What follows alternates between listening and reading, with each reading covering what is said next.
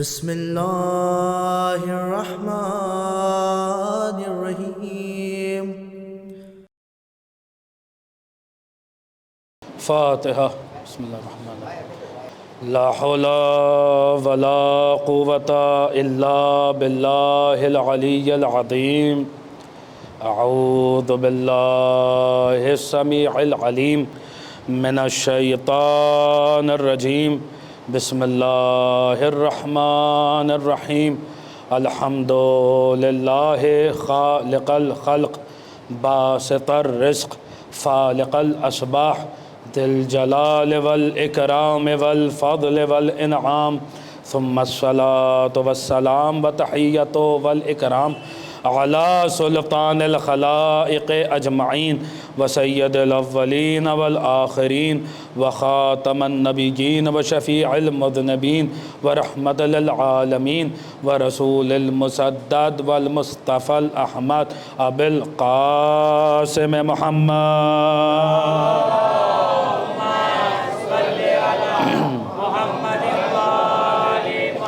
وآلہ الطیبین الطاہرین المعصومین المظلومین المنتجبین المنتخبین المیامین الہادین المہدیین الذین اذہب اللہ عنہم الرجس وطہرہم تطہیرا۔ اللہم صلی علی محمد وآل محمد ولا سیما بقیت اللہ فی الارضین، روحی و ارواح العالمین للتراب مقدمہ فدا، ولعنت اللہ علی اعدائہم وغاضب حقوقہم ومنکری فضائلہم ومناقبہم وولایتہم اجمعین من الآن الى یوم الدین۔ اما بعد فقد قال اللہ عز وجل اصحاب الیمین ما اصحاب الیمین۔ صلوات پڑھ دے بر محمد وآل محمد۔ اللہم صلی علی محمد وآل محمد۔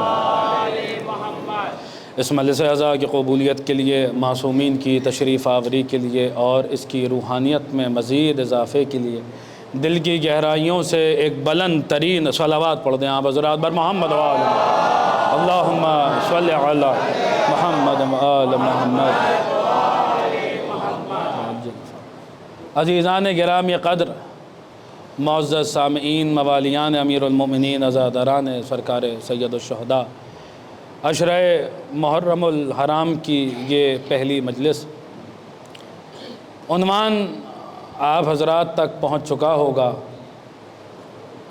ہمارا عنوان رہے گا اصحاب امیر المؤمنین علیہ السلام۔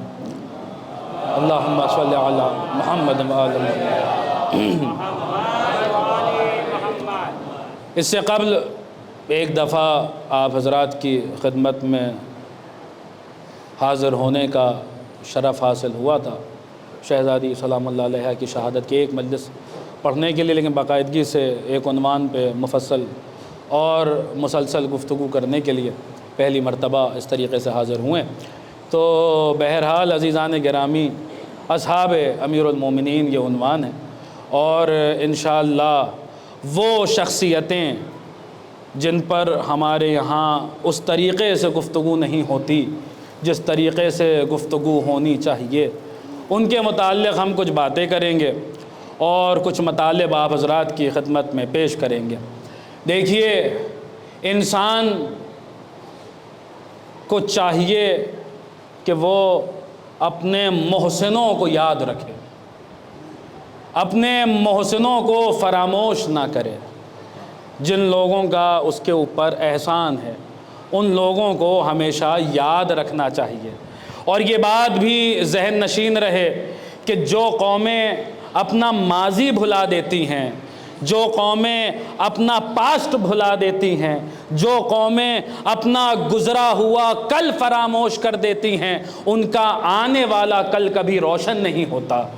چنانچہ ہمیں چاہیے کہ جن لوگوں نے، جن ہستیوں نے ہم پر احسانات کیے ہیں، یعنی جن کا ہماری گردن پر احسان ہے کہ انہوں نے ہمیں آداب محبت اہل بیت سکھائے، آداب ولایت امیر المومنین سے آشنا کرایا، ان کا ہم ذکر کریں، ان کی یاد تازہ کریں۔ اور دیکھیے، انسان فطرتاً فطرتاً انسان رول ماڈلز کی طرف، کچھ مثالوں کی طرف مائل ہوتا ہے۔ انسان کی فطرت میں ہے کہ وہ آئیڈیلز کی طرف، رول ماڈلز کی طرف، کچھ مثالوں کی طرف مائل ہوتا ہے۔ کسی بھی بڑی کمپنی میں آپ چلے جائیے، کسی بھی بڑے ادارے میں چلے جائیے تو وہاں صاحب مثال کے طور پہ اسٹار پرفارمر کا ایک بورڈ لگا رہے گا کہ اس نے اس کمپنی میں بہترین کام کیا ہے۔ یہ کیوں کیا جاتا ہے؟ تاکہ جو باقی لوگ ہیں وہ بار بار اسے دیکھیں اور دیکھ کر سمجھیں کہ کام کرنا ہے تو کس طریقے سے کرنا ہے۔ یعنی انسان کی فطرت میں ہے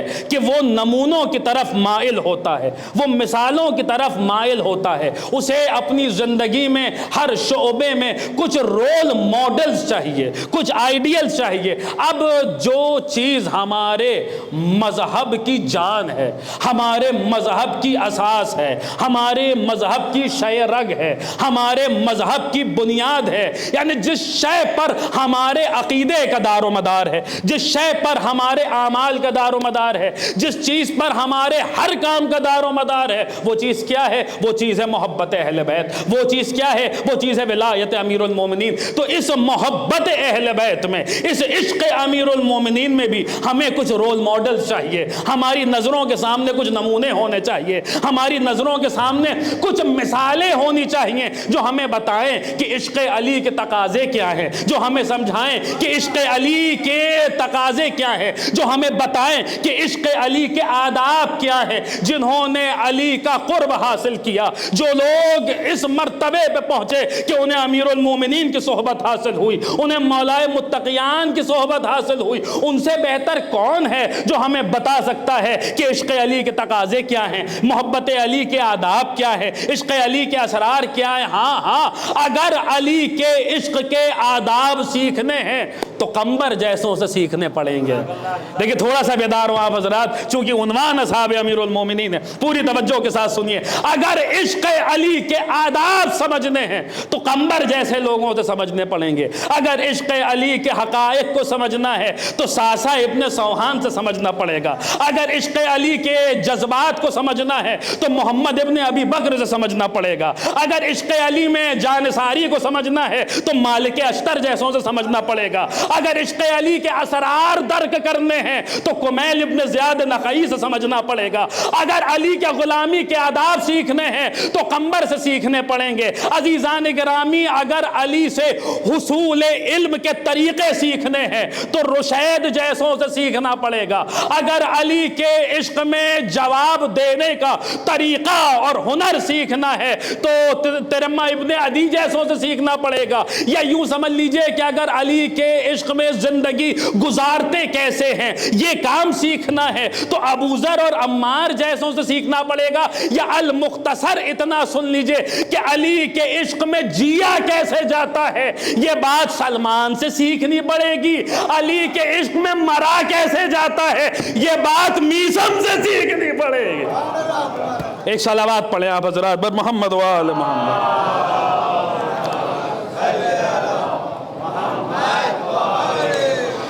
علی کے عشق میں جیتے کیسے ہیں سلمان سے بہتر کون بتا سکتا ہے؟ علی کے عشق میں مرنا کیسے ہے میثم سے بہتر کون بتا سکتا ہے؟ عزیزان گرامی، تو آج پہلی مجلس ہے اور پہلی مجلس میں علی کے عشق علی کے آداب سیکھتے ہیں، علی کے عشق کے طریقے سیکھتے ہیں۔ کون بہتر سکھا سکتا ہے؟ پہلی مجلس ہے۔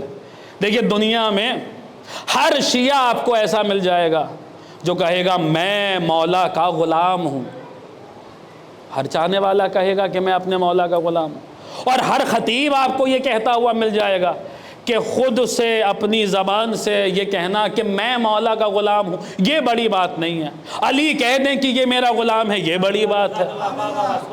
تو آئیے اس ذات کی طرف چلتے ہیں جسے ایک ہی وقت میں دو شرف حاصل ہوئے، امیر المومنین کی صحابیت کا شرف بھی حاصل ہوا اور دنیا ہی میں علی کی غلامی کا شرف بھی حاصل ہوا۔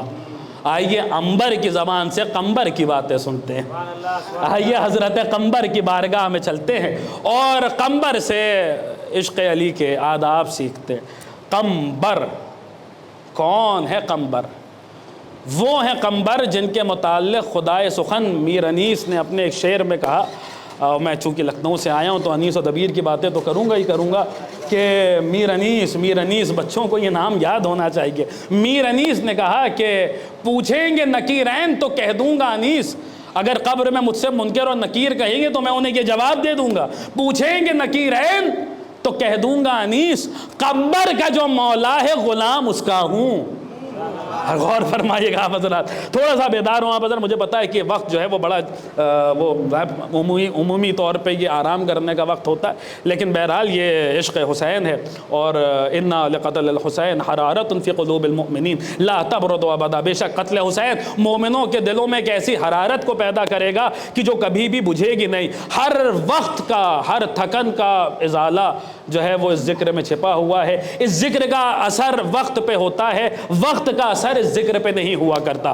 عزیزان گرامی قدر پوری توجہ کے ساتھ سنیے گا، قمبر کون ہے؟ قمبر، آئیے میں ایک حدیث سے اپنی بات کا آغاز کروں۔ حدیث موجود ہے کتاب اصول کافی میں، ہمارے مذہب کی 4 بنیادی کتابیں کتب اربع، انہی میں سے ایک اصول کافی، شیخ کلینی رحمہ اللہ نے اس حدیث کو نقل کیا ہے۔ کون بیان کر رہا ہے کہ قمبر کون ہے؟ کاشف الحقائق، قرآن ناطق، مولا امام جعفر صادق علیہ السلام۔ اللہم صلی علی محمد۔ چھٹے امام بیان کر رہے ہیں کہ قمبر کیا ہے۔ سنیے گا عزیزان گرامی، حدیث اصول کافی میں موجود ہے۔ قمبر کیا ہے؟ امام نے ارشاد فرمایا کہ قمبر علی کا غلام، یحب علییا حبا شدیدا، پوری توجہ کے ساتھ سنیے گا، یحب علییا حبا شدیدہ، چھٹے امام کی جملہ۔ قمبر کون؟ قمبر علی کے غلام قمبر۔ کیا ہے قمبر؟ قمبر علی سے محبت کرتے ہیں، پاسٹ ٹینس استعمال نہیں کیا ہے، ماضی کا صیغہ استعمال نہیں کیا۔ غور فرمائیے گا، حضرت قمبر کی شہادت ہوئی ہے حجاج ابن یوسف ملعون کے زمانے میں۔ چھٹے امام قمبر کی ابھی تفصیل آئے گی کس طریقے سے شہادت ہوئی ہے۔ قمبر کی شہادت کے بعد بیان کر رہے ہیں کہ قمبر کیا ہے، اور یہ نہیں کہہ رہے کہ قمبر علی کے محب تھے، نہیں، امام یہ نہیں کہہ رہے ہیں کہ قمبر علی کے محب تھے، مضارع کا صیغہ ہے، یعنی پریزنٹ بھی ہے اور فیوچر بھی ہے، پریزنٹ ٹینس بھی ہے اور فیوچر ٹینس بھی، یعنی قمبر علی کے محب تھے نہیں، قمبر علی کے محب ہیں۔ غور فرمائیے گا آپ حضرات، قمبر علی کے محب ہیں اور قمبر علی کے محب رہیں گے، قمبر علی کے محب ہیں۔ یحب علییا حبا شدیدا، قمبر علی کے محب ہیں اور ایسے محبت کرنے والے ہیں، ایسے محب ہیں کہ قمبر علی سے شدید محبت کرتے ہیں۔ دیکھیے میں نے عرض کیا کہ آداب محبت ہمیں سیکھنے حضرت قمبر سے۔ قمبر، یہ بات یاد رکھیے گا، ابھی آنے والی مجالس میں بھی یہ لفظ شدید یاد رکھیے گا، آنے والی مجالس میں بھی کام آئے گا۔ قمبر علی سے محبت کرتے تھے نہیں، کرتے ہیں، قمبر علی سے محبت کرتے ہیں اور قمبر علی سے شدید محبت کرتے ہیں۔ ہونا تو یہ چاہیے تھا کہ بات حضرت قمبر کی شہادت کے بعد ہو رہی ہے تو امام کو ماضی کا صیغہ استعمال کرنا چاہیے تھا، پاسٹ ٹینس میں گفتگو کرنی چاہیے تھی کہ قمبر علی کے محب تھے، مگر امام یہ نہیں کہہ رہے کہ قمبر علی کے محب تھے، امام کہہ رہے قمبر علی کے محب ہیں۔ شہادت ہو چکی، قمبر قتل کیے جا چکے، مگر اس کے باوجود چھٹے امام کہہ رہے کہ قمبر علی کے محب ہیں، قمبر علی کے محب ہیں۔ یاد رکھیے گا عزیزان گرامی کہ امام کا یہ جملہ بتا رہا ہے کہ موت ہر تعلق کو ختم کر دیتی ہے، موت ہر رشتے کو منقطع کر دیتی ہے، موت ہر تعلق کو ختم کر دیتی ہے، لیکن یہ صرف اور صرف اعجاز ہے تو محبت علی کے رشتے کا اعجاز ہے، یہ صرف اور صرف شرف ہے تو عشق علی کے رشتے کو یہ شرف حاصل ہے کہ موت ہر رشتے کو منقطع کر دیتی ہے، ہر تعلق کو ختم کر دیتی ہے، لیکن امام کا یہ جملہ کہنا کہ قمبر علی کے محب ہیں، اس بات کی دلیل ہے کہ علی کی محبت یہ ایسا رشتہ ہے جو دنیا میں بھی باقی رہتا ہے، مرنے کے بعد بھی باقی رہتا۔ ایک صلوات پڑھیں آپ حضرات بر محمد و آل محمد۔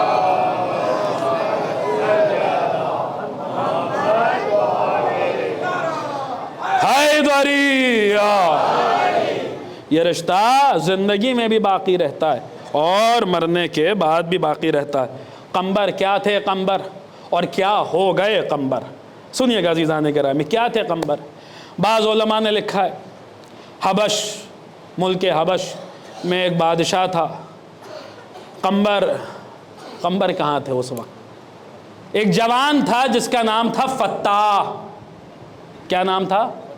فتاح نام تھا۔ اس نے چاہا کہ جو بادشاہ ہے، جو رشتے میں اس کا چچا ہے، اس کی بیٹی سے شادی کرے، اس کا ہاتھ مانگے، شاید حکومت بھی اس کے ہاتھ لگ جائے۔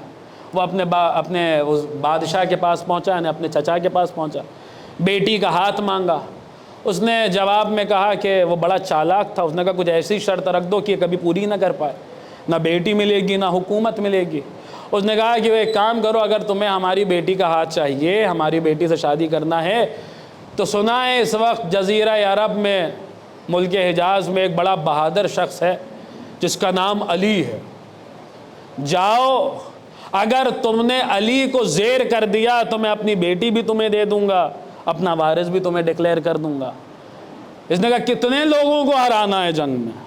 کہا ایک آدمی کو، علی ہے اس کا نام۔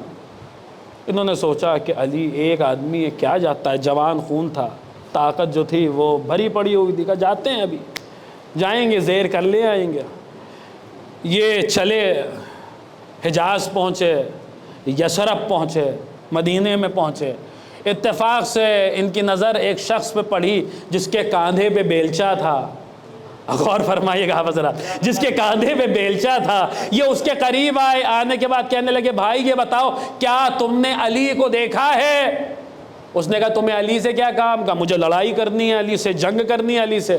کہا تمہیں علی سے لڑنا ہے؟ کہنے لگے ہاں مجھے علی سے لڑنا ہے۔ اس نے کہا کہ تو پھر ایک کام کرو، تم پہلے مجھ سے لڑ لو۔ غور فرمائیے گا، فتح نے کہا تجھ سے کیوں لڑ لوں؟ کہا اس لیے کہ اگر تو نے مجھے زیر کر لیا تو علی کو بھی زیر کر لے جائے گا۔ اس نے کہا بتا پہلے تو ہے کون؟ تو ہے کون؟ اس نے، جس کے کاندھے پہ بیلچہ تھا، اس نے کہا میں اللہ کا بندہ ہوں۔ غور فرمائیے گا، میں اللہ کا بندہ ہوں، میں اللہ کا بندہ ہوں۔ اور خود امیر المومنین نے بارہا کہا ہے کہ میں اللہ کا بندہ ہوں، رسول اللہ کا بھائی ہوں۔ بارہا امیر المومنین کی زبان سے جملے نکلے، کہا میں اللہ کا بندہ ہوں۔ اس نے کہا ٹھیک ہے، یہ بتا تو صحیح کہ علی کا قد کتنا ہوگا؟ میں کیسے سمجھوں کہ علی کتنا طاقتور ہے؟ علی کا قد کتنا ہوگا؟ جس کے کاندھے پہ بیلچہ تھا، اس نے کہا جتنا میرا قد ہے اتنا ہی علی کا قد ہے۔ اگر تو نے مجھے زیر کر لیا تو تو علی کو بھی زیر کر لے گا۔ کہا اچھا تو پھر بتاؤ کس چیز سے لڑوں تم سے؟ میرے پاس تلوار بھی ہے، تلوار سے لڑوں، یا نیزہ ہے، نیزے سے لڑوں، کس چیز سے لڑوں تو تجھ سے؟ تو جس کے کاندھے پہ بیلچہ تھا، اس نے ایک مرتبہ اس کی فتح کی طرف دیکھا اور دیکھ کر کہا جس سے تیرا دل چاہے تو اس سے مجھ سے مقابلہ کر۔ کہا ٹھیک ہے، میرے پاس یہ تلوار ہے، میں تلوار سے تیرا مقابلہ کرتا ہوں، تو میرا مقابلہ کیسے کرے گا؟ اس نے ایک مرتبہ کاندھے پہ رکھے ہوئے بیلچے کی طرف دیکھا، دیکھ کر کہا تیرے لیے میرا یہ بیلچہ ہی کافی ہے۔ کیا سنا بدرا؟ تیرے لیے میرا یہ بیلچہ ہی کافی ہے۔ کہ میں تلوار سے لڑوں گا، تو بیلچے سے لڑے گا؟ اس نے کہا کہ تو لڑ تو صحیح، پھر پتا چلے گا کہ یہ بیلچہ کیا ہے۔ اس نے کہا ٹھیک ہے۔ اس نے پورا تلوار ہاتھ میں لی، پوری طاقت لگا کے اس شخص پہ وار کیا جس کے ہاتھ میں بیلچہ تھا۔ اس نے بیلچے سے اتنی فورس سے آنے والے وار کو، اب اس تلوار کے وار کو اپنے بیلچے سے روکا، اور صرف بیلچے سے روکا ہی نہیں بلکہ ہلکی سی اپنی کلائی کو اتنی سی بس جنبش دی، ہلکی سی جنبش دی کہ اس کی تلوار کہاں گئی پھر اس کو بھی نہیں پتا چلا۔ وہ فتح جو اپنی شجاعت کے غرور میں جو ہے اور میں کتنا بہادر ہوں اور میں کتنا شجاع ہوں، ایک مرتبہ یہ آگے بڑھا، بڑھنے کے بعد اس کی گردن پہ ہاتھ رکھا، اور گردن پہ ہاتھ رکھنے کے بعد بتا کیا چاہتا ہے؟ اس کی آنکھوں میں آنسو آ گئے، فتح کی آنکھوں میں آنسو آ گئے۔ جب آنسو آئے ہوئے دیکھے تو اس نے، جس نے کہا تھا میں اللہ کا بندہ ہوں، کہنے گا رو کیوں رہا ہے؟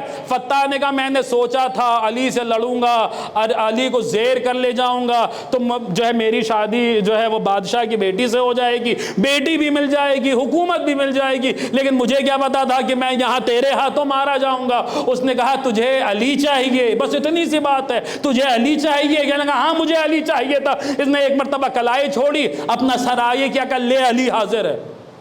ارے کیا سن رہے ہیں آپ حضرات؟ لے علی حاضر ہے۔ اس نے کہا تم ہی علی ہو؟ کہنے لگا ہاں میں ہی علی ہوں۔ اس نے کہا کہ اگر تم علی ہو اور اتنے شجاع ہو، اتنے بہادر ہو، تو جو شجاع ہوتا ہے وہ سخی نہیں ہوتا۔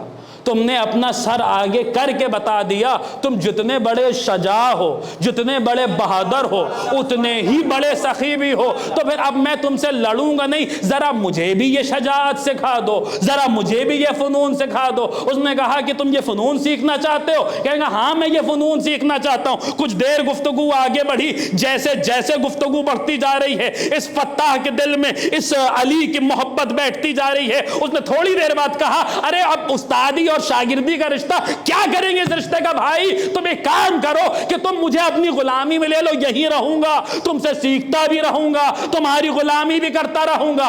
علی نے کہا ایک بار سوچ لو، میری غلامی کرو گے؟ فتح نے کہا ہاں میں آپ کی غلامی کروں گا۔ علی نے کہا تمہارا نام کیا ہے؟ فتح نے کہا میرا نام فتح ہے۔ علی نے کہا پھر جا، آج جب تو میری غلامی میں آ گیا ہے تو پھر تو فتح نہیں رہا، تو قمبر ہو گیا ہے۔ ایک صلوات پڑھے آپ حضرات تو میں عرض کروں بر محمد و آل محمد، اللہم صلی علی محمد و آل محمد۔ حیدری آل۔ سنیے گا عزیزان گرامی، اب جب تو میری غلامی میں آ گیا تو تو فتح نہیں رہا، تو کیا ہو گیا ہے؟ قمبر ہو گیا۔ قمبر، قمبر کسے کہتے ہیں؟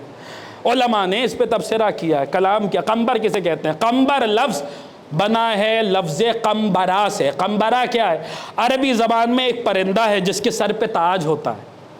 ارے غور فرمائیے گا، ایک پرندہ ہے، صاحب حیات الحیوان وغیرہ دیگر علماء نے لکھا، قمبرہ ایک پرندہ ہوتا ہے جس کے سر پہ تاج ہوتا ہے، جس کے سر پہ تاج ہوتا ہے۔ علی نے اپنے غلام کا نام پرندے کے نام پہ رکھا۔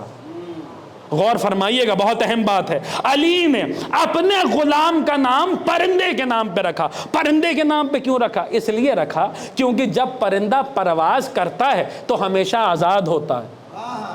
غور فرمائیے گا آپ حضرات، جب پرندہ پرواز کرتا ہے آسمان پہ تو ہمیشہ آزاد ہوتا۔ باپ کی گفتگو سے بیٹے کی گفتگو کو ملائیے گا۔ حسین نے بھی کسی کی آزادی کا اعلان کیا تھا بروز عاشورہ کہ انت حر فی الدنیا والآخرہ، تو دنیا میں بھی آزاد ہے، تو آخرت میں بھی آزاد ہے۔ علی بھی اپنے غلام کا نام قمبر رکھ رہے ہیں۔ قمبر قمبرہ سے بنا ہے، قمبرہ پرندے کو کہتے ہیں، اور پرندہ جب پرواز کرتا ہے تو ہمیشہ آزاد ہوتا ہے، ہمیشہ آزاد ہوتا ہے۔ علی نے اپنے غلام کا نام قمبر رکھ کے بتایا کہ جو آسمان معرفت پہ پرواز کر کے مجھ علی تک آ جاتا ہے، میری غلامی قبول کر لیتا ہے، پھر وہ اس دنیا میں بھی آزاد رہتا ہے، آخرت میں بھی آزاد رہتا ہے۔ یا ایک صلوات پڑھ دیں آپ حضرات بر محمد و آل محمد۔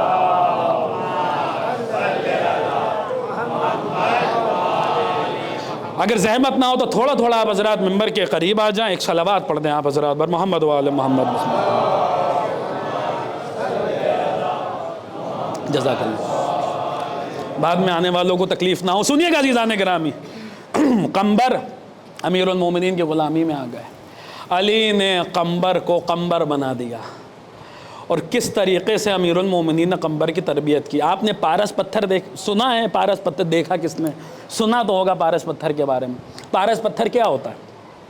پارس پتھر کہانیاں ہیں اس کے بارے میں، بڑے لکھا گیا پارس پتھر یہ۔ پارس پتھر کیا ہے؟ پارس پتھر کے بارے میں کہا جاتا ہے کہ جو لوہا اس کے قریب آ جاتا ہے وہ اسے سونا بنا دیتا ہے۔ دنیا کو پتہ نہیں پارس پتھر ملا ہے یا نہیں ملا ہے، ہمیں علی جیسا ایسا پارس ملا ہے جس کے قریب فتح آ جاتا ہے تو وہ اسے قمبر بنا دیتا ہے، اور اس طریقے سے اسے سونا کرتا ہے، اس کی قیمت اتنی بڑھا دیتا ہے۔ میں ایک مثال آپ کی، ورنہ یوں تو مثالیں بے پناہ ہیں، ایک مثال آپ کی خدمت نرس کروں۔ کیا بنا دیا میرے مولا نے قمبر کو؟ ایک دن بلا تشبیہ میرے مولا آپ تشریف فرما تھے، کچھ لوگ ارد گرد بیٹھے ہوئے تھے، ایک پرندہ قمبر بھی پرندے کو ہی کہتے ہیں، سنیے گا عزیزان گرامی، بات اس سے مسلسل ہو رہی ہے۔ ایک پرندہ آسمان سے اترا، میرے مولا کے قریب سے ہوتا ہوا گزرا، مولا نے پرندے کی طرف دیکھا، پرندے نے جھک کر میرے مولا کو سلامی دی، آگے بڑھا، میرے مولا نے ان لوگوں کی طرف دیکھ کر کہا جانتے ہو یہ پرندہ کیا کہہ رہا ہے؟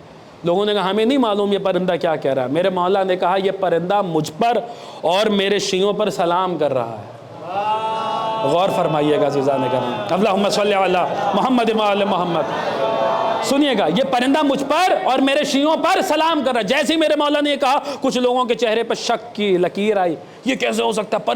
پرندہ یہ پرندے کی بات سمجھ رہے، پرندہ ان کو سلام کر رہا ہے۔ میرے مولا نے وہ شک دیکھ لیا کہ لوگوں کے چہرے پہ شک آ رہا ہے، جبکہ یہی قرآن حقیقی ہے، یہی قرآن ناطق ہے۔ قرآن کے بارے میں شک تو بہت دور ہے، قرآن میں ریب جو ہے قرآن کے لیے جائز نہیں ہے۔ ذالک الکتاب لا ریب فیہ، ریب وہ شک ہوتا ہے جو دل کے اندر رہتا ہے، جس کا اظہار بھی نہیں کیا جاتا۔ یہ حقیقت قرآن ہے، ان کے متعلق زبان سے شک کا اظہار کرنا تو بہت دور کی بات ہے، دل میں شک لانا بھی ان کے لیے جائز نہیں ہے۔ عزیزان گرامی، میرے مولا نے وہ شک دیکھا لوگوں کا، اور اس کے بعد جب شک دیکھ لیا تو چاہتے تو خود ہی پرندے کو آواز دے سکتے تھے، مگر علی نے خود پرندے کو آواز نہیں دی۔ بتانا تھا کہ دیکھو علی کے غلام کس منزل پر فائز ہیں، جو علی کی خدمت میں آ جاتا ہے وہ کس منزل پہ فائز ہو جاتا ہے۔ میرے مولا نے پرندے کو حکم نہیں دیا، قمبر سے کہا کہ قمبر جاؤ ذرا پرندوں کو بلا کے تو لانا۔ آپ نے غور ہی نہیں فرمایا، قمبر جاؤ پرندوں کو بلا کے تو لے آؤ۔ عزیزان گرامی، قمبر آگے بڑھے، پرندوں کو دیکھا، دیکھ کر کہا پرندوں تمہیں وہ بلا رہا ہے جو اللہ کا بندہ ہے، رسول اللہ کا بھائی ہے۔ پرندوں تمہیں، دیکھیں واقعہ اس کے آگے بھی تفصیلات موجود ہے، لیکن میں اگر اس میں چلا گیا تو وقت بہت آگے بڑھ جائے گا اور میرے پاس بالکل بھی وقت نہیں ہے۔ مجھے حضرت قمبری پہ گفتگو کرنی ہے کہ جیسا ہی قمبر نے حکم دیا، تاریخ لکھتی ہے کہ پرندے فوراً واپس آ گئے۔ قمبر پرندوں سے گفتگو کر رہے ہیں، علی کی غلامی نے قمبر کو اس منزل پہ پہنچا دیا ہے کہ قمبر پرندوں سے کلام کر رہے ہیں، پرندوں سے گفتگو کر رہے ہیں۔ پرندوں سے گفتگو کرنا کوئی آسان بات ہے؟ پرندوں سے بات چیت کرنا کوئی معمولی بات ہے؟ قرآن پڑھیے، سورہ مبارک نمل پڑھیے، حضرت سلیمان کو اللہ نے یہ ہنر دیا تھا، وَعُلِّمْنَا مَنْطِقَ الطَّيْرَ۔ سلیمان فرماتے ہمیں پرندوں سے بات چیت کا علم دیا گیا ہے، یعنی جو علم حضرت سلیمان کے پاس تھا، پتہ نہیں آپ حضرات کیا سن رہے ہیں، جو علم حضرت سلیمان کے پاس تھا، جو معجزہ سلیمان نبی دکھلایا کرتے تھے، پرندوں سے سلیمان باتیں کرتے تھے، یہاں علی کا غلام باتیں کر رہا ہے۔ ارے غور فرمائیے آپ حضرات، وہاں سلیمان پرندوں سے باتیں کرتے تھے، یہاں علی کا غلام پرندوں سے بات۔ دیکھیے اس میں بھی حیران ہونے کی کوئی ضرورت نہیں ہے، اگر کلاس میں شاگرد اچھے نکل جائیں تو دیکھا جائے گا ان کا ٹیچر کون ہے، ان کا مدرس کون ہے، پڑھایا کس نے؟ ارے بھیا جو قمبر کا استاد ہے وہی تو سلیمان کا استاد ہے۔ اللہ اکبر، جو قمبر کا استاد ہے وہی تو، کیا کہنے اس ذات کے جو فرش پہ ہو تو کبھی قمبر کا استاد بنے، کبھی سلیمان کا استاد بنے، جو عرش پہ ہو تو کبھی میکائیل کا استاد بنے، کبھی جبرائیل کا استاد بنے۔ ایک صلوات پڑھ دیں آپ حضرات بر محمد وآلہ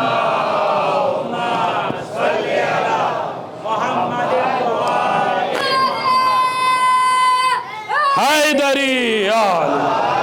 سنیں گا عزیزان گرامی، میرے پاس بالکل بھی وقت نہیں ہے، بہت جلدی آگے بڑھ رہا ہوں۔ قمبر کیا تھے؟ قمبر ہمیں کچھ سیکھنا بھی تو ہے حضرت قمبر کی ذات سے۔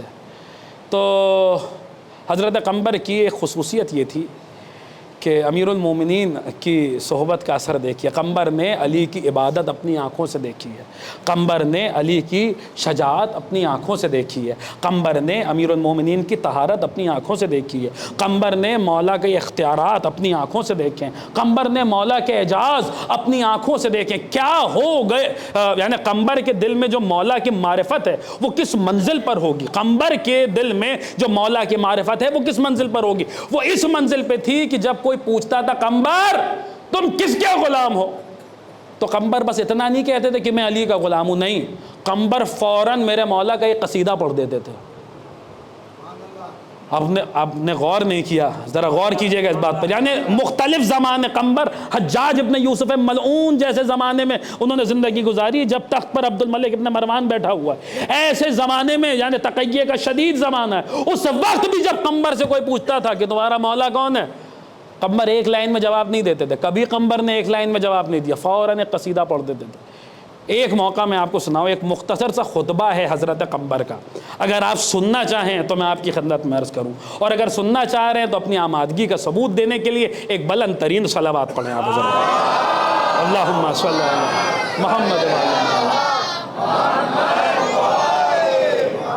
سنیے گا عزیزان گرامی، آپ سننا چاہ رہے ہیں سنیے۔ ایک دن کسی نے پوچھا قمبر سے، مولا من انتا، قمبر تم کس کے غلام ہو، تمہارا مولا کون ہے؟ اب جو حضرات عربی میں لطف لے سکتے ہیں، میں عبارت پڑھوں گا پہلے، وہ عربی میں لطف اندوز ہوں، اس کے بعد جو رہ جائیں گے وہ ترجمے میں ساتھ ہو جائیں گے ہمارے۔ قمبر سے پوچھا تمہارا مولا کون ہے، تم کس کے غلام ہو؟ سنیے گا، قمبر نے چاہتے تو ایک لائن میں کہہ دیتے میں اس کا غلام ہوں جو علی ہے، نہیں، قمبر نے فی البدی جو ہے وہ اتنے صفات میرے مولا کے ایک جملے میں، ایک جواب میں اتنے صفات گنا دیے۔ سنیے گا عزیزان گرامی، جو روش ادراک پہ سفر کرنا چاہتے ہیں، قمبر کے یہ جملے ان کے لیے ہیں جو مولا کے فضائل سننے کے لیے آئے ہیں۔ قمبر سے پوچھا تمہارا مولا کون ہے، تم کس کے غلام ہو؟ قمبر نے کہا مولا یا من ضرب بسیفین وطعنا برمحین وصلی القبلتین وبایع البیعتین وہاجر الہجرتین ولم یکفر باللہ بطرفت عین، انا مولاي صالح المؤمنین ووارث النبیین وسید الوصیین وزین العابدین ونور المجاہدین ورئیس الباقین والضاء الماضین وسراج القائمین وافضل القانتین ولسان رسول رب العالمین واول المؤمنین من آل یاسین المؤید بجبریل الامین والمنصور بمیکائیل المتین والمحمود عند اہل السماء اجمعین سید المسلمین والسابقین قاتل الناکثین والقاسطین والمارقین والمدافع عن حرم المسلمین والمطفی نار الموقدین والمجاہد عن اعداء الناصبین وسهم من مرامی اللہ علی المنافقین ومبید المشرکین سید المسلمین والسابقین امیر المؤمنین۔ قمبر فرما رہے، سنیے گا عزیزان گرامی، قمبر فرما رہے امیر المؤمنین ولسان کلمت العابدین ولسان کلمت اللہ وناصر دین اللہ وولی اللہ وباب اللہ وناصرہ فی ارضہ وعیبت علمہ وکہف دینہ وامام اہل الابرار من رضی عنہ العلی الجبار، من رضی عنہ العلی الجبار، جری مطہر ابتہی ذکی سہام صابر سوام بازل باسل سندید حزبر حازب عازم خطیب حسیف موجاد کریم الاصل شریف الفضل فاضل القبیلہ نقی العشیرہ وارث المشعرین ابو السبتین الحسن والحسین امیر المومنین واللہ امیر المومنین حقا حقا علی ابن ابی طالب۔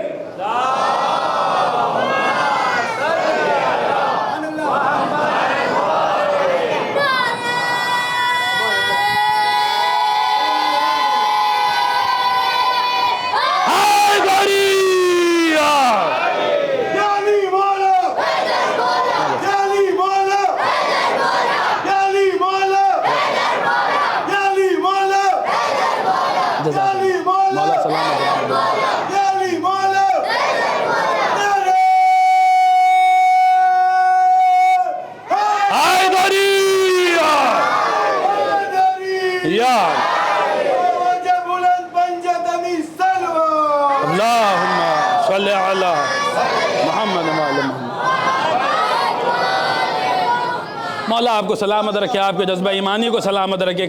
کس کے غلام ہو تم؟ کون ہے تمہارا مولا؟ قمبر کا جواب سنیے گا، اور اس جواب کو، یہ جواب آپ کو چوتھے امام کا خطبہ یاد دلا دے گا۔ تم کس کے غلام ہو؟ قمبر نے کہا میں اس کا غلام ہوں جس نے 2 تلواروں سے جنگ کی ہے، جس نے 2 نیزوں سے نیزہ برداریاں کی ہیں، جس نے دونوں قبلوں کی طرف نماز پڑھی ہے، جس نے 2 مرتبہ ہجرت کی ہے، جس نے 2 مرتبہ بیعت کی ہے، اور عجیب جملہ کا وَلَمْ يَكْفُرْ بِاللَّهِ بِطَرْفَتِ عَيْنٍ، میں اس کا غلام ہوں جس نے پلک کے جھپکنے بھر کے لیے بھی اللہ کی نافرمانی نہیں کی ہے۔ تم ان کو مان رہے ہو جو 30-40 سال تک دوسروں کو خدا مانتے رہے، قمبر اس کی غلامی میں ہے جس نے پلک کے جھپکنے بھر کے لیے بھی اللہ کی نافرمانی نہیں کی ہے۔ اور پھر قمبر کہتے ہیں انا مولاي صالح المومنین، میں اس کا غلام ہوں جو صالح المومنین ہے، جو مومنین میں صالح ہے۔ یہ لفظ آپ نے بارہا سنا ہوگا، یہ لقب میرے مولا کا بارہا سنا ہوگا، صالح المومنین علی کو۔ میں 2 منٹ اس جملے پر رک جاؤں کیونکہ یہ بارہا آپ سنتے رہتے ہیں مجلسوں میں، عبد الصالح، صالح المومنین، یہ القاب آپ سنتے رہتے ہیں، صالحین سنتے رہتے ہیں آپ حضرات۔ صالح المومنین کہتے کسے؟ قرآن میں سورہ مبارک تحریم میں ارشاد ہوا فاللہ و مولا و جبرائیل و صالح المومنین، اللہ مولا ہے اور جبرائیل مولا اور صالح المومنین مولا۔ امیر المومنین کو بارہا کہا گیا صالح المومنین، تو صالح المومنین کسے کہا جاتا ہے؟ یاد رکھیے گا، اس لیے عرض کر رہا ہوں کیونکہ آنے والی مجالس میں بھی اس کا کام ہے۔ صالح المومنین کون ہوتا ہے؟ صالح کسے کہتے ہیں؟ صالح صاد الف لام بڑی ہے ہائے حلوہ، صالح۔ صالح المومنین کسے کہا جاتا ہے؟ صالح لفظ بنا ہے صلاحیت سے، صلاحیت سے۔ صلاحیت اردو زبان میں قابلیت کے معنوں میں آتی ہے، لیاقت کے معنوں میں آتی ہے، لیکن عربی میں جو حضرات جنہوں نے عرب ممالک کا دورہ کیا، جو کبھی گئے ہیں، وہ میری بات کی تائید کریں گے۔ یہ لفظ صلاحیت آپ کو سمجھنا ہے تو کبھی عربوں کا پاسپورٹ دیکھ لیجیے۔ دیکھیے ایک الگ رخ سے گفتگو ہوگی، اور یہ اس لیے میں یہ باتیں عرض کرتا ہوں تاکہ جب بزرگ مجھ سے بہتر جانتے ہیں، جو میرے چھوٹے بھائی ہیں، جب وہ اٹھ کے جائیں اور کوئی پوچھے کہ بھیا کیا سیکھا، کیا پڑھا گیا، تو کچھ بتا پائیں کہ ہاں آج یہ نئی بات تھی ہمارے لیے، یہ سیکھنے کو ملا، اور اگر ایسا نہ ہو تو پھر مولا نے عنبر عابدی سے پڑھوایا کیا ہے۔ تو سنیے گا عزیزان گرامی، صالح المومنین، صالح کسے کہتے ہیں؟ آپ دیکھ لیجئے، پاسپورٹ دیکھ لیجئے، پاسپورٹ پہ ایک ایکسپائری ڈیٹ ہوتی ہے۔ مثال سنیے گا، بچے بھی سمجھ جائیں گے انشاءاللہ۔ ایک ایکسپائری ڈیٹ، اتنے ٹائم میں پاسپورٹ ایکسپائر کر جائے گا۔ جب پاسپورٹ ایکسپائر ہو جاتا ہے تو کیا ہوتا ہے؟ پاسپورٹ رینیول کے لیے بھیجا جاتا ہے۔ ایک ویلیڈیٹی آفیسر ہوتا ہے جو پاسپورٹ کی ویلیڈیٹی بڑھاتا ہے۔ مثال کے طور پہ پاسپورٹ ہمارا 2021 میں ایکسپائر کر گیا، ہم نے اس کو آفس بھیجا، تو وہاں ایک ویلیڈیٹی آفیسر، ایک رینیول آفیسر ہوگا جو ہمارے پاسپورٹ کو رینیو کرے گا۔ جب وہ رینیو کر دے گا تو وہی پاسپورٹ ہمارا کام کا پاسپورٹ ہو جائے گا۔ اگر اس نے رینیو نہیں کیا تو وہ پاسپورٹ کسی کام کا نہیں رہے گا، بھلے ہی اوریجنل پاسپورٹ ہے، کہیں سے جعلی پاسپورٹ بھی نہیں ہے، اوریجنل پاسپورٹ ہے، لیکن اگر اس کی تاریخ نکل گئی ہے اور رینیو نہیں ہوا ہے، اس کی ویلیڈیٹی بڑھائی نہیں گئی ہے، تو پاسپورٹ کسی کام نہیں آتا۔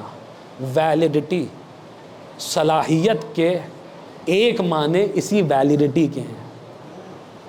یہی جو رینیول آفیسر ہوتا ہے، رینیونگ آفیسر، اسی کو عرب ممالک میں آج بھی آپ گوگل ٹرانسلیٹ پر ڈال کے دیکھ لیجیے، آپ کو یہ ملے گا، اسے ضابط الصلاحیہ کہا جاتا ہے۔ آج بھی اسے ضابط الصلاحیہ، یعنی یہ بات آپ آج بھی سمجھ سکتے ہیں۔ ویلیڈیٹی، صلاحیت، صالح، صالح المومنین۔ اب سمجھیے گا میرے مولا کو صالح المومنین کیوں کہتے ہیں۔ مثال کے طور پہ، اب یہ مثال ہے، کوئی اس کو جو ہے وہ صحیح بات نہ سمجھ لے۔ مثال کے طور پہ ہم کو ضرورت ہوئی، محمد رضا بھائی سے ہم نے کہا کہ بھیا کچھ پیسے ہمیں قرضے کے طور پہ دے دیجئے، انہوں نے دے دیے۔ اب یہ مثال ہی ہے، یاد رکھیے گا۔ میرا کام ہو گیا، میں واپس کرنے آ ہی رہا تھا کہ مجھے کوئی خبر ہی نہیں ہے کہ نیوز پہ کیا ہو رہا ہے، دنیا میں کیا ہو رہا ہے۔ رات میں 8 بجے مودی جی آئے، انہوں نے آ کر اناؤنسمنٹ کر دی کہ آج سے 500 1000 کے نوٹ بند، ڈی مونیٹائزیشن، نوٹ بندی ہو گئے۔ مجھے کچھ خبر ہی نہیں، میں انجان آدمی، میں آیا، میں نے کہا صاحب میں نے آپ سے کچھ پیسے لیے تھے ادھار کے طور پہ، لیجئے، ایک دم فریش 500 اور 1000 کے نوٹ نکال کے لایا ہوں، آپ کے پیسے واپس۔ انہوں نے دیکھے، مولانا صاحب یہ اب کسی کام کے نہیں ہیں۔ میں نے کہا ارے کیسی بات کر رہے ہیں، ایک دم صحیح نوٹ ہیں، چیک کر لیجئے۔ انہوں نے کہا نہیں یہ اب کسی کام کے نہیں ہیں، آپ کو پتہ نہیں ہے شاید، یہ اب کسی کام کے نہیں ہے۔ میں نے کہا وہ دیکھیے اس پہ گاندھی جی کی تصویر بھی بنی ہوئی ہے، ہر نوٹ پہ بنی ہے۔ انہوں نے کہا نہیں پھر بھی یہ کسی کام کے نہیں۔ میں نے کہا وہ دیکھیے RBI کے گورنر کے دستخط بھی ہیں اس پر۔ انہوں نے کہا ارے نہیں صاحب آپ نہیں سمجھ رہے ہیں، یہ کسی کام کے نہیں ہے، اب یہ ختم ہو گئے، منسوخ ہو گئے، یہ کسی کام کے نہیں ہے۔ میں نے کہا ایک دم صحیح اوریجنل نوٹ ہیں سارے کے سارے۔ انہوں نے کہا آپ کو پتہ نہیں ہے کل اعلان ہو گیا کہ ڈی مونیٹائزیشن ہو گیا ہے، نوٹ بندی ہو گئی ہے، 500 اور 1000 کے نوٹوں پر پابندیاں لگا دی گئی ہیں، یہ نوٹ اب کسی کام کے نہیں ہیں۔ میں نے کہا ایک دم صحیح نوٹ ہیں۔ انہوں نے کہا نہیں صاحب کسی کام کے نہیں ہے، اس لیے کہ سرکار نے یہ منسوخ کر دیے ہیں، اب جب تک ان کا رینیول نہیں ہوگا، ان کی ویلیڈیٹی نہیں بڑھے گی، تب تک یہ صحیح نوٹ بھی کسی کام نہیں آئیں گے۔ اب سمجھے میرے مولا کو صالح المومنین کیوں کہتے ہیں؟ نام اعمال بھرا ہوا، روز محشر پہنچے، چلو بھیا جنت جانا ہے، فرشتوں نے روکا ثم لتسألن یومئذ عن النعیم، ایک بڑی نعمت کے متعلق سوال ہوگا۔ فرشتوں نے روکا کہاں جا رہے ہو؟ کہنے لگے جنت جا رہے ہیں۔ کیا لے کے جا رہے ہو؟ دیکھو صاحب نمازیں ہیں، روزے ہیں، حج ہے، خمس ہے، زکوٰۃ ہے، ایک دم صحیح ہر عمل بجا لائے۔ انہوں نے دیکھا اچھا نمازیں بھی ہیں صحیح ہیں، روزے بھی ہیں ایک دم صحیح سے رکھے ہیں، اور جو ہے وہ حج بھی ہے ایک دم صحیح سے کیا ہے، ساری چیزیں ایک دم صحیح ہیں، لیکن وہ جو بڑی نعمت ہے، وہ جو صالح المومنین کی ولایت ہے، وہ ہے یا نہیں ہے؟ چیک کیا صاحب، وہ ایک چیز رہ گئی، اتنی چیزوں میں یہ ایک چیز رہ گئی ہے۔ فرشتوں نے دیکھا یہ نمازیں کسی کام کی نہیں، یہ روزے کسی کام کے نہیں، یہ حج کسی کام کا نہیں، یہ خمس و زکوٰۃ، ارے دیکھیے ایک دم صحیح نمازیں ہیں، وضو بھی صحیح کیا تھا اور نیت بھی صحیح تھی اور قبلے کا رخ بھی تھا، تکبیر بھی صحیح تھی، قرات بھی صحیح تھا اور قیام بھی صحیح تھا، قعود بھی صحیح تھا، رکوع بھی صحیح ہے، سجود بھی صحیح ہے، فرشتوں نے دیکھا کہاں ساری چیزیں صحیح ہیں، لیکن کیونکہ صالح المومنین کی ولایت شامل نہیں ہے اس لیے آپ کی نمازیں صحیح ہو کر بھی ویلڈ نہیں ہے۔ ایک صلوات پڑھیں آپ حضرات پر محمد و آل محمد، اللہم صلی اللہ محمد و آل محمد۔ میں اس کا غلام ہوں، بات بھولے تو نہیں آپ حضرات، جو صالح المومنین ہے۔ پھر قمبر آگے بڑھتے ہیں، کہتے ہیں بہت جلدی جلدی سنیے وقت ہو رہا ہے، میں اس کا غلام ہوں جو صالح المومنین ہے، جو وارث النبیین، تمام انبیاء کے اوصاف میرے مولا میں پائے جاتے ہیں، جو وارث النبیین ہے، پھر فرماتے جو سید الوصیین ہے، جو تمام انبیاء کے اوصیاء کا سید و سردار ہے۔ قمبر نے یہ بات کہہ کے ہمیں اشارہ دے دیا کہ جس نبی کا وصی بھی تم لے کر آ جاؤ وہ نبی کا وصی مفضول رہے گا، میرا معجزہ ہمیشہ افضل رہے گا۔ ایک کم 1.25 لاکھ انبیاء میں، 1,24,000 انبیاء میں جس نبی کا جو وزیر ہو، جو وصی ہو، وہ وصی رہے گا، اس نبی کا وصی رہے گا، لیکن میرا مولا سید الوصیین رہے گا، تمام اوصیاء کا سید و سردار۔ قرآن پڑھیے سورہ مبارک نمل، ایک وصی کا قرآن نے اس طریقے سے ذکر کیا، سورہ نمل پڑھی، حضرت سلیمان کا دربار سجا ہوا ہے، کہیں گے تم میں سے کون ہے جو ملک سبا سے تخت بلقیس لے آئے؟ ملک سبا یعنی موجودہ یمن۔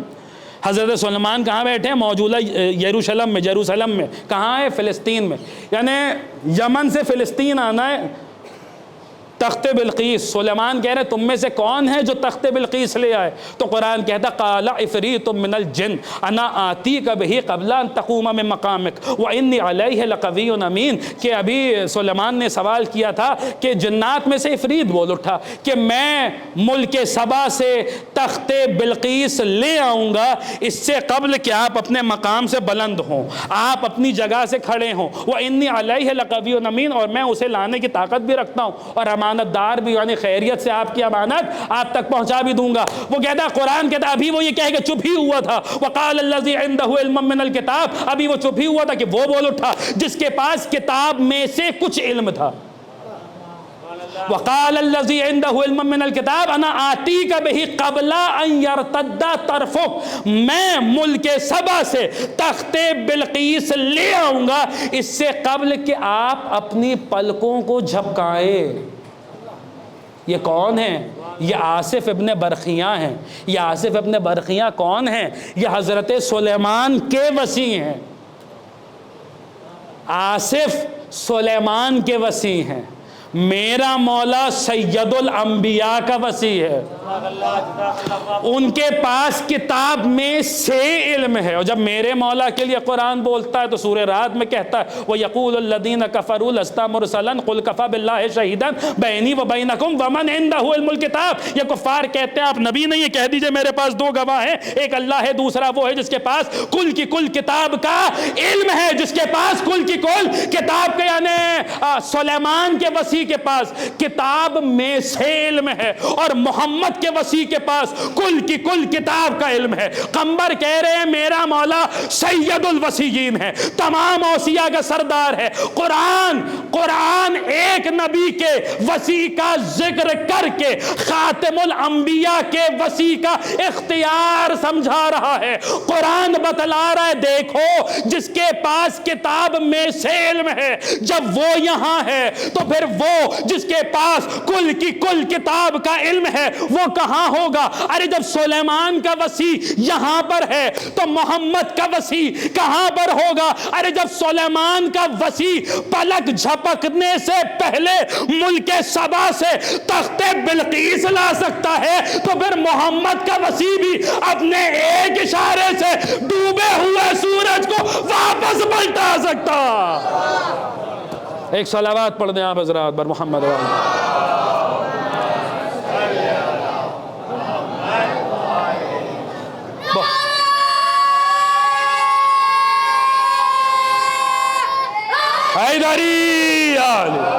عزیزان گرامی، بالکل وقت نہیں ہے، میں بہت جلدی آگے بڑھ رہا ہوں کیونکہ بات پر رہ جائے گی۔ قمبر مولا کے فضائل پڑھ رہے ہیں، میں چھوڑ رہا ہوں کیونکہ اس میں یہ خطبہ کم سے کم یعنی مجھ جیسے طالب علم کے لیے 5 مجلسوں کا موضوع ہے، اس کی شرح کی جائے تو کم سے کم 5 مجلسیں ہو جائیں گی، لیکن چونکہ مجھے دیگر اصحاب پہ بھی گفتگو کرنی ہے اس لیے بہت آگے بڑھ رہا ہوں۔ قمبر میرے مولا کے فضائل پڑھ رہے ہیں، وہ رئیس الباقین، وہ نور المجاہدین، وہ زین العابدین، وہ خوف خدا میں گریہ کرنے والوں کا سید و سردار ہے، وہ رسول کا وارث ہے، وہ تمام انبیاء کے اوصیاء کا سید و سردار ہے، وہ اول المومنین ہے آل یاسین میں سے، آل یاسین میں پہلا ایمان لانے والا، المؤید بجبریل الامین، جس کی تائید جبریل نے کی ہے، جس کی نصرت میکائیل نے کی ہے، جس کی تائید جبریل نے کی ہے، جس کی نصرت میکائیل نے کی ہے۔ وقت ہوتا تو میں اس کی شرح بیان کرتا، اس وقت اتنا سن لیجئے، کسی فارسی شاعر سے جب کسی نے اعتراض کیا بہت فضائل اہل بیت پڑھتے ہو، یقیناً تم رافضی ہوگے، تو اس نے کہا تھا، وہ تاریخی شعر کہا تھا، من علی را دوست دارم خلق گوید رافضی، پس خدا و مصطفیٰ جبریل باشد رافضی، میں علی کا چاہنے والا ہوں تو تم کہتے ہو میں رافضی ہوں؟ اگر یہی بات ہے تو پھر جبریل بھی رافضی ہے، خدا بھی رافضی ہے، رسول خدا بھی رافضی ہے۔ قمبر فرما رہے میں اس کا غلام ہوں جس کی تائید جبریل نے کی، جس کی نصرت میکائیل نے کی۔ بیان کرتے کرتے قمبر کہہ رہے ہیں میں اس کا غلام ہوں جو سخی ہے۔ بس آخری بات، گفتگو تمام کر رہا ہوں، جو پھر اس کے بعد حضرت قمبر کی شہادت کے 5 منٹ اور پھر ربط مصائب ہے کہ ورنہ باتیں تو بہت ساری آپ کی خدمت میں عرض کرنی تھی، لیکن بالکل بھی دامن وقت میں گنجائش نہیں رہی۔ انشاءاللہ زندگی رہی تو پھر کبھی تفصیلات آپ کی خدمت میں عرض کروں گا کہ قمبر کہہ رہے ہیں کہ میں اس کا غلام ہوں جو سخی ہے، جو کیا ہے، تھوڑا تیز بولیے، جو سخی ہے، سخی ہے۔ ہم آپ اپنے مولا کو سخی کہیں تو اور بات ہے، قمبر علی کو سخی کہیں تو اور بات ہے۔ کیوں؟ جس قمبر نے علی کی ایسی سخاوت دیکھی ہے، اب وہ واقعہ اب وہ بھی یاد دلانا پڑے گا، آپ سب کا سنا ہوا ہوگا، وہ اونٹوں کی قطار، وہ قمبر کا مہار چھوڑ کے دور چلا جانا۔ اچھا چلیے، آپ بزرگوں کا تو سنا ہوا ہے، بچوں کے لیے عرض کر دے رہا ہوں، اور اپنے لفظوں میں سناؤں تو کیا بات ہے، کیا ہے، کچھ بھی نہیں ہے، ہمارے ٹوٹے پھوٹے لفظ۔ پھر عرض کر رہا ہوں، لکھنؤ سے آیا ہوں تو خدائے سخن میر انیس کے لفظوں میں سن لیجئے وہ مختصر سا واقعہ۔ قمبر کہہ رہے میں وہ ہوں جس کا مولا سخی ہے، تو کن معنوں میں قمبر سخی کہہ رہے ہیں؟ میر انیس کے مصروں میں سن لیجئے، علی جنگ سے واپس لوٹ رہے ہیں، کچھ مال غنیمت ساتھ میں ہے، ایک سائل نے آ کے سوال کیا میں بھوکا ہوں مجھے کھانا دیجئے۔ اب سنیے گا، میر انیس خدائے سخن انیس، میر انیس ان کا بھی ہم پر بڑا احسان ہے۔ میر انیس خدائے سخن فرما رہے، جہاں لفظ مشکل ہوں گے میں آسان کر دوں گا۔ میر انیس فرماتے ہیں کہ سائل نے عرض کی، دیکھیں شتر کہتے ہیں اونٹ کو، یاد رکھیے گا، آج تھوڑا آسان کر رہا ہوں، دیکھیں اگر 5 منٹ زیادہ ہو جائیں تو مجھے معاف کر دیجئے گا، کل انشاءاللہ 1 گھنٹے کے اندر بات تمام ہو جائے گی، بہت جلدی جلدی آگے بڑھ رہا ہوں۔ سائل نے عرض کی، یہ سفر میں بانکسار، ایک روٹی دیجئے مجھے یا شیر کردگار۔ قمبر سے تب یہ کہنے لگے شاہ ذوالفقار، بھوکے کو جلد سیر کر ہے عبد باوقار۔ عرض اس نے کی جناب امام کبار میں، مولا کی خدمت میں قمبر نے کہا، عرض اس نے کی، شتر کہتے اونٹ کو، یاد رکھیے گا، عرض اس نے کی جناب امام کبار میں، ہیں روٹیاں شتر پہ شتر ہیں قطار میں، ہیں روٹیاں شتر پہ شتر ہیں قطار میں۔ قمبر سے تب یہ شیر خدا نے کیے کلام، وہ اونٹ کر دے اس کے حوالے ماتعام، وہ اونٹ کر دے اس کے حوالے ماتعام۔ فرمایا وہ اونٹ مقدم ہے یا امام؟ عرض اس نے کی وہ اونٹ مقدم ہے یا آگے چلنے والا اونٹ؟ قمبر کہہ رہے ہیں کیا کروں، اگر وہ اونٹ دے بھی دوں گا تو آگے نہیں بڑھے گا، کیونکہ جو آگے اونٹ چل رہا ہے سارے اونٹ اسی کے پیچھے چلتے ہیں۔ قمبر فرما رہے وہ اونٹ مقدم ہے، بھوکے کو جلد سیر کرے عبد باوقار۔ قمبر سے تب یہ شیر خدا نے کیے کلام، وہ اونٹ کر دے اس کے حوالے ماتعام۔ فرمایا عرض اس نے کی وہ اونٹ مقدم ہے یا امام؟ ارے چلتا ہے وہ تو چلتے ہیں پیچھے شتر تمام، چلتا ہے وہ تو چلتے ہیں پیچھے شتر تمام۔ فرمایا گرچہ کم ہے ہماری نگاہ میں، اللہ اکبر، قربان جاؤں اپنے مولا کی سخاوت کے۔ فرمایا گرچہ کم ہے ہماری، فرمایا گرچہ کم ہے ہماری نگاہ میں، دے سب قطار اونٹوں کی خالق کی راہ میں، دے سب قطار اونٹوں کی خالق کی راہ میں۔ قمبر نے جلد سائل کو اونٹوں کی دی قطار اور دور جا کھڑا ہوا اونٹوں سے ایک بار پوچھا سبب علی نے، تو کہنے لگا تو بولا وہ ذی وقار، حضرت کا بہرے جود و سخاوت ہے بے کنار، ہے خوف اس کا گرچہ میں ہوں کس شمار میں، مجھ کو نہ بخش دی جائے کہیں اس قطار۔ ایک صلوات پڑھ دیں بر محمد و آل محمد۔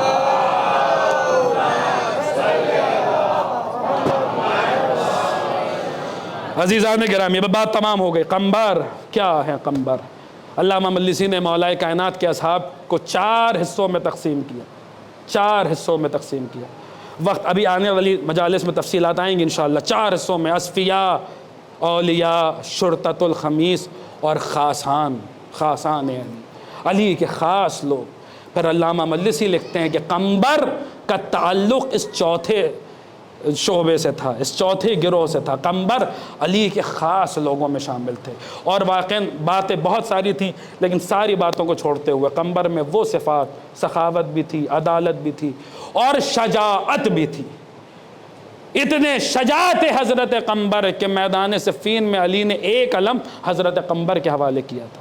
اور شجاعت یاد رکھیے گا، علی کا ہر چاہنے والا شجاع ہوتا ہے. اور شجاعت صرف میدان جنگ میں ہاتھا پائی کرنے کو نہیں کہتے، صرف آستینیں چڑھانے کو نہیں کہتے. شجاعت اصل دل میں ہوتی ہے. بزرگی، شجاعت، دلاوری اور جو ہے وہ ثابت قدمی، شجاعت اصلاً ثابت قدمی کا نام ہے. قمبر اپنے دور کے ظالموں کے سامنے شجاع تھے. ظالموں کے سامنے شجاع تھے. 2 دربار ہیں جن میں قمبر گئے ہیں. ایک مرتبہ خط لے کر ایک دربار میں مولا نے بھیجا. جو تخت پہ بیٹھا تھا وہ حکومت کے نشے میں چور تھا. قمبر خط لے کے دربار میں، لوگ جوتے اتار کے دربار میں جاتے تھے. قمبر جوتے پہنے ہوئے دربار میں داخل ہوئے. بس آخری بات ہے اور یہیں سے ربط مصائب ہیں. حضرت قمبر کی شہادت 2 جملے میں سنیے گا، وہیں سے ربط مصائب ہیں. قمبر جوتے پہنے ہوئے، لیکن یہ بات بہت ضروری ہے، سن لیجیے عزیزان گرامی، بہت اہم بات ہے. قمبر جوتے پہنے ہوئے دربار میں داخل ہوئے اور وادی مقدس طبا، جہاں جب موسیٰ جانے لگے تو حکم ہوا کہ نالین اتار دیجئے، آپ کے ذہن نشین ہوگا. قمبر جوتے پہنے ہوئے دربار میں داخل ہوئے. اس نے ایک مرتبہ جو تخت پہ بیٹھا تھا، اس نے کہا یہ کون ہے جو جوتے پہنے ہوئے میرے دربار میں آ رہا ہے؟ قمبر نے کہا کیا تیرا دربار کوئی وادی مقدس ہے جہاں جوتے اتار کے آئے جائیں؟ تیرا دربار، یہ کون ہے جو بڑھ بڑھ کے جواب دے رہا ہے؟ قمبر نے کہا تو میری پوچھ رہا ہے؟ تو وہ ہے کہ علی جس کے انتظار میں بیٹھے ہیں ملک الموت، جس کے ملک الموت جس کے شکار کے لیے بیٹھا ہوا ہے، جس کے شکار کے لیے بیٹھے ہوئے. تو وہ ہے کہ علی بھی تیری فراق میں ہے، ملک الموت بھی تیری فراق میں ہے. قمبر نے فیصلہ کر دیا کہ ملک الموت جب بھی آئیں گے تو ملک الموت تو بعد میں آئیں گے، علی پہلے آئیں گے. اور جب بھی آئیں گے پھر عرض کر رہا ہوں، ہمارا عقیدہ کوئی ایسا نہیں ہے جو قرآن سے ثابت نہ ہو. سورہ قاف پڑھیے، اذ جاءت سکرۃ الموت بالحق. موت کے سکرات جب بھی آتے ہیں تو حق کے ساتھ آتے ہیں. موت جب بھی آتی ہے تو حق کے ساتھ آتی ہے. اور رسول فرما چکے ہیں علی مع الحق والحق مع علی. علی حق کے ساتھ، حق علی کے ساتھ. خدایا حق کو ادھر ادھر موڑ دے، جدھر علی مڑتا ہے تو پھر مجھے کہہ لینے دیجئے کہ موت اس وقت تک نہیں آتی جب تک حق نہیں آ جاتا، اور حق اس وقت تک نہیں آتا جب تک علی نہیں آ جاتے. قمبر نے دربار میں اس کے فیصلہ کر دیا کہ موت سے پہلے علی کو آنا. عزیزان گرامی یہ پہلا دربار ہے جس میں قمبر گئے ہیں. دوسرا دربار جب تخت پہ حجاج ابن یوسف بیٹھا، بڑا ظالم، اتنا ظلم کرتا تھا یہ ملعون مولا کے چاہنے والوں پر. ابھی تفصیلات آنے والی مجالس میں آئیں انشاءاللہ، جب حضرت کمیل پر گفتگو ہوگی تفصیل سے تب بھی اس ملعون کا ذکر آئے گا. اس نے مولا کے کئی چاہنے والوں کو قتل کیا. سعید ابن جبیر، کمیل، حضرت قمبر. اتنا صفاق، اتنا ظالم تھا. عید الضحیٰ، بقرعید والے دن باہر آیا، ایک نہر بہہ رہی تھی. بقرعید والے دن باہر آیا، آ کر لوگوں سے پوچھتے آج کون سا دن ہے؟ کہا صاحب عید الضحیٰ ہے. آج کیا ہوتا ہے؟ آج مسلمان قربانی دیتے. جاؤ. جب سنا نا کہ آج مسلمان قربانی دیتے تو حکم دیا جاؤ علی، حسن، حسین نام کے جس بندے کو پاؤ اسے قتل کر دو. اتنا ظالم. ابھی تفصیلات آنے والی مجالس میں آئیں گے. ایک دن اس نے کہا ابو تراب کا کوئی چاہنے والا ہے؟ اگر ہے تو لے کر آؤ، ہم اسے قتل کریں گے. کسی نے کہا تو ابو تراب کے چاہنے والوں کی بات کر رہا ہے؟ تیری حکومت میں تو علی کا غلام موجود ہے. جا قمبر کو لے کے آ. حکم دیا قمبر کو گرفتار کرو. گرفتار کر کے ہمارے دربار میں لے کے آؤ. قمبر کو گرفتار کر کے اس کے دربار میں لایا گیا. اس نے قمبر کی طرف دیکھا. وہی سوال، کس کا غلام ہے؟ قمبر نے کہا اللہ مولائی وعلی ابن ابی طالب ولی و نعمتی. اللہ میرا مولا ہے اور علی میرے ولی نعمت ہیں. یاد رکھیے گا قمبر کا یہ جملہ. آخری وقت میں قنبر نے یہ اعلان کیا ہے علی میرے ولی نعمت ہے. وقت ہوتا تو جملے کی شرح کرتا، لیکن وقت ختم ہو چکا ہے. اس نے ایک مرتبہ قنبر کی طرف دیکھا اور دیکھ کر کہا قنبر بتا تیرے مولا نے تجھے تیری موت کے بارے میں کیا بتایا، بتا تجھے کیسے قتل کروں. قنبر کا جواب سنیے گا. اگر آپ سوچیے اپنے آپ کو قنبر کی جگہ رکھ کے دیکھیے، آپ سے آپ کا قاتل پوچھ رہا ہے کیسے قتل کروں. قنبر کا جواب سنیے گا. قنبر نے کہا جیسے تیرا دل چاہے. یاد رکھنا آج تیرا دن ہے، آج تو میرے ساتھ وہ کرے گا جو تیرا دل کہتا ہے. کل میرے مولا کا دن ہوگا، کل میں تیرے ساتھ وہ کروں گا جو میرا دل چاہے گا. یہ جملے حضرت قنبر کے یاد رکھیے گا. پھر اس نے کہا کہ کچھ تو بتایا ہوگا نا تیرے مولا نے. یہ جملہ حجاج ملعون کا یہ جملہ بتا رہا ہے کہ وہ دشمن ہے مگر جانتا ہے کہ علی کا کہا کبھی غلط نہیں ہو سکتا. کچھ تو بتایا ہوگا نا تیرے مولا نے. قنبر نے کہا ہاں میرا مولا نے مجھے بتایا تھا کہ میں ان کی محبت میں بے جرم و خطا ذبح کر دیا جاؤں گا. حکم دیا کہ جاؤ قنبر کو ذبح کر دو. قنبر ذبح ہو گئے مگر قیامت تک ہر خطیب کا موضوع بن گئے، ہر شاعر کا موضوع بن گئے. جب جب علی کا اور علی والوں کا ذکر ہوگا تو قنبر کی یاد تازہ ہوگی. یہ شعر پڑھنے کو تو بہت پڑھتے ہیں. علی امام منستو منم غلام علی، ہزار جانے گرامی فدا بنام علی. لیکن یہ شعر اگر سراپا لیتا ہے تو قنبر بنتا ہے. علی میرا مولا ہے، میں علی کا غلام ہوں اور ہزاروں جانیں قربان اپنے مولا کے نام کے اوپر. یہ شعر اگر سراپا بنتا ہے تو قنبر بنتا ہے، سراپا لیتا ہے تو قنبر بنتا ہے. قنبر جیے تو علی کے غلام بن کے جیے، اور موت آئی تو محبت علی میں موت آئی. قنبر جب تک زندہ رہے اہل بیت کے ہو کے رہے. جب تک امیر المومنین باحیات تھے قنبر علی کے غلام. مولا کی شہادت کے بعد قنبر حسن کے غلام. امام حسن کی شہادت کے بعد قنبر حسین کے خادم. اور بعض واقعات حضرت قنبر کے امام حسین علیہ السلام، وہ مشہور واقعہ جب ایک اعرابی نے سوال کیا تھا سب سے کریم شخص کون ہے مدینے میں، اس واقعے میں بھی حضرت قنبر شامل ہیں. امام حسین کی امامت کا واقعہ. وقت نہیں رہا عزیزان گرامی، نہیں تو ابھی بہت باتیں تھیں حضرت قنبر ہی کی زندگی کے ابواب میں. بہرحال انشاءاللہ زندگی رہی تو کسی اور منزل پر آپ کی خدمت میں عرض کروں گا قنبر کیا تھے. بہرحال عزیزان گرامی بات تمام کر دی میں نے. قنبر جب امام حسین کی امامت کا آغاز ہوا تو قنبر حسین کے ساتھ تھے. اور قنبر کی شہادت ہوئی ہے حجاج کے زمانے میں، یعنی جب تخت پر عبد الملک ابن مروان بیٹھا. اس کا مطلب ہے جب کربلا کا واقعہ ہوا تو قنبر زندہ تھے. سوال کربلا میں قنبر کہاں تھے؟ جس قنبر نے اس گھرانے کی غلامی کی وہ قنبر کربلا میں کہاں تھے؟ جواب قنبر وہیں تھے جہاں مختار تھے، قنبر وہیں تھے جہاں کمیل تھے. کہاں؟ ابن زیاد کے قید خانے میں. ابن زیاد ملعون جانتا تھا حسین جیسے ہی آئیں گے ان کا ساتھ دینے والوں میں جو سب سے آگے ہوگا وہ قنبر ہوگا. گرفتار کر دیا قنبر کو. قنبر قید میں ہے جب حسین قتل ہوں. یہ بات محسوس کرنے والی ہے عزیزوں. جب زندان میں قنبر کو حسین کی شہادت کی خبر ملی ہوگی، جس قنبر نے اس گھرانے کی غلامی کی ہے، جب پتہ چلا ہوگا کہ کربلا میں حسین پیاسے قتل کر دیے گئے، قنبر کا کیا حال ہوا ہوگا. قنبر وہ پہلے شخص تھے جنہوں نے عباس کی ولادت کی مبارکباد مولا کائنات کو دی تھی. مولا مبارک کو بیٹا ہوا. قنبر نے عباس کا بچپنا دیکھا ہے. جب قنبر کو پتا چلا ہوگا کہ عباس کے بازو دریا کنارے اس طریقے سے قلم کر دیے گئے تو قنبر کے دل پہ کیا گزری ہو. عزیزوں محرم کا چاند نکل آیا. آج پہلی محرم کا دن بھی ہے جو تمام ہو رہا ہے.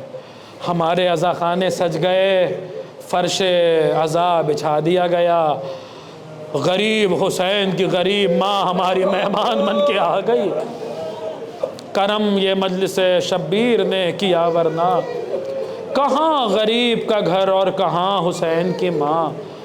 عزیزان گرامی، پرچم کشائی ہوگی مجلس کے بعد، عباس کا پرچم لہرایا جائے گا۔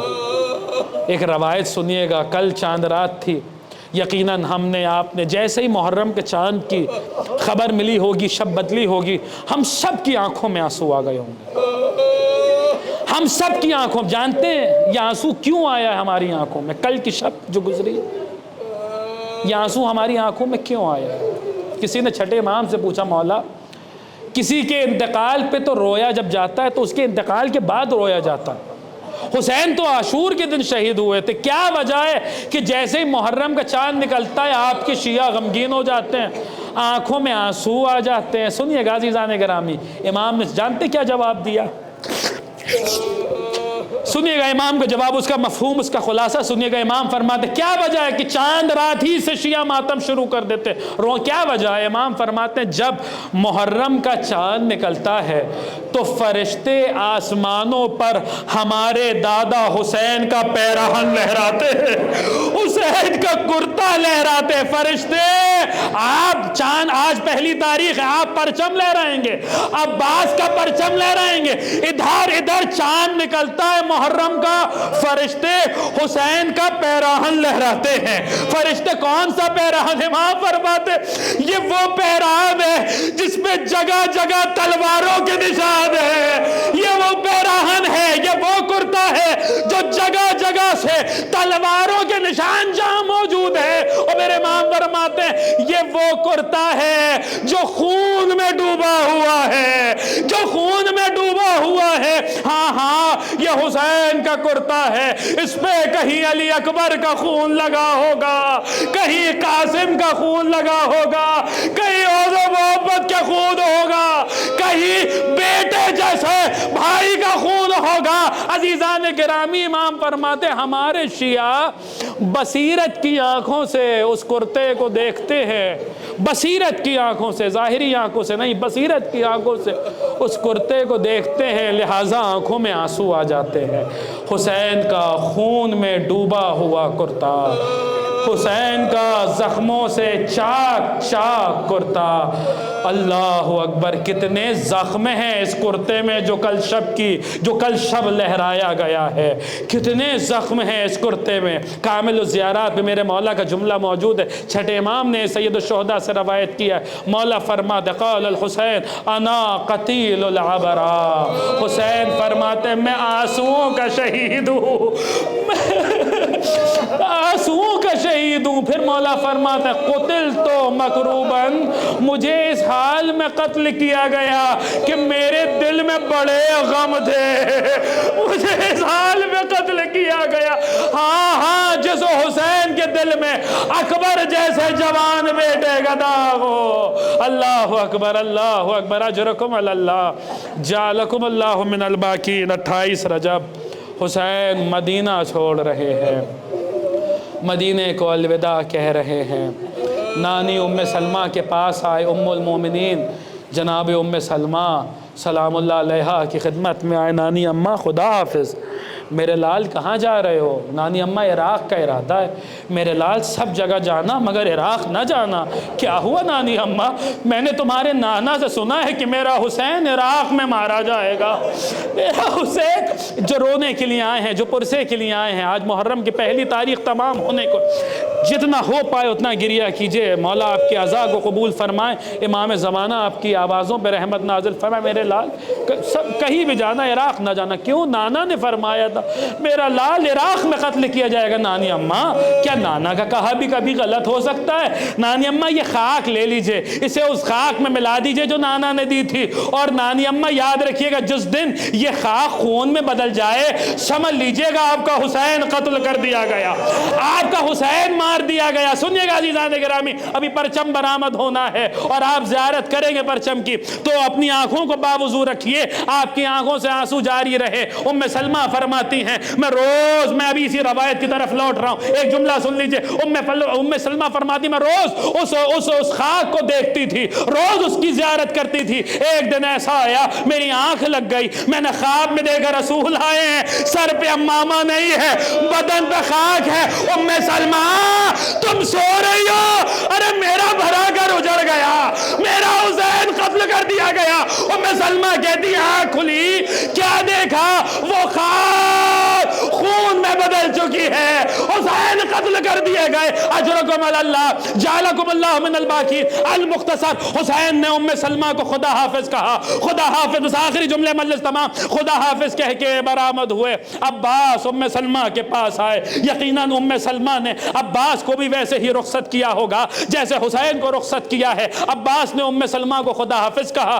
اب دل میں آیا، بزرگ خطبہ و ذاکرین پڑھتے ہیں، دل میں آیا کہ ماں کو بھی الوداع کہہ دے، ام البنین کو بھی خدا حافظ کہہ دے۔ بہت ڈھونڈا مگر ماں کہیں دکھائی نہیں دی۔ سوچا پہلے روضہ رسول پہ چلتے ہیں، روضہ رسول پہ رسول اللہ کو خدا حافظ کہتے ہیں، پھر چلے جو پھر ماں سے ملاقات کرتے ہیں۔ روضہ رسول پہ میرا مولا عباس پہنچا، ہاتھ قبر رسول پہ رکھے، سر کو جھکایا۔